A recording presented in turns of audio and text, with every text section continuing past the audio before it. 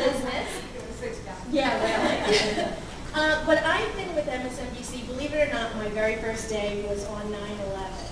And it was an amazing day to be in a news organization. I was working with Brian Williams. He was on MSNBC, and we were covering the attack. So anyway, I started off as a tape producer. Okay.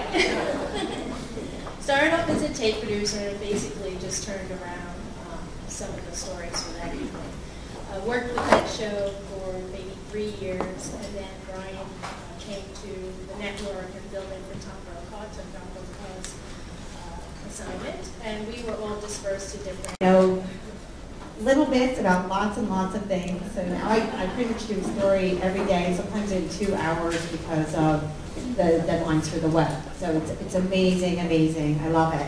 I have a really incredibly diverse background. I worked at the New York Post as a reporter and a business editor there. Yes, I wrote some of those headlines. Before that, I was an editor at the health magazine Prevention, which is a completely different experience because it's lunch in an all organic lunchroom, and I had a big office, and that was in Pennsylvania, so I had a big view of field with deer outside my window. And then I went to the Post, and I sat this close to page 6, and a homicide reporter sat behind me, and a whole new world.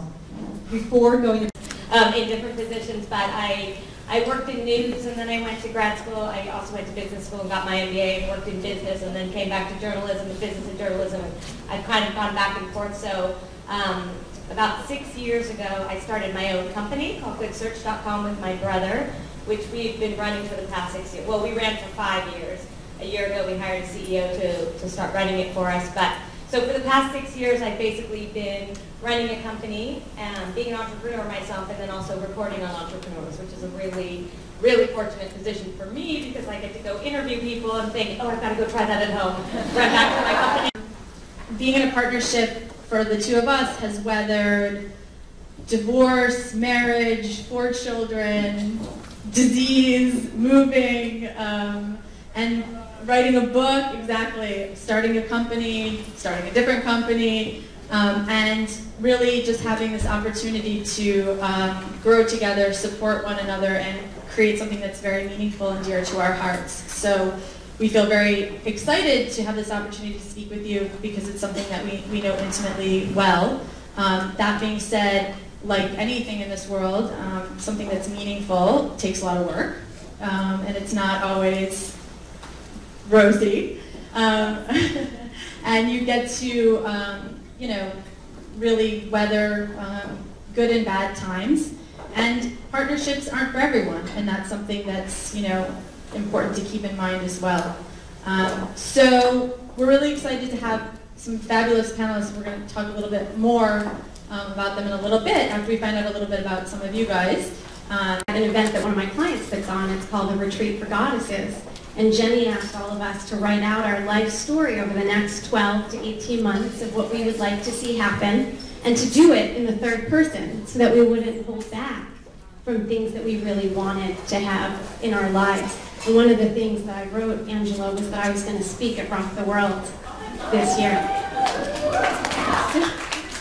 So I share that with you because setting a clear intention is so incredibly powerful. And for some of you, what we are going to be talking about for the next 30 minutes is going to be very powerful for your business, and it's all going to start with you setting a very clear intention. What we're talking about is how you can build a community of corporate clients who are ready right now, this very minute, to pay you top dollar for your expertise. Now, when I started my business in 2006, I left corporate America after about 10 years, and all I knew was corporate. So that's who I was selling my services to.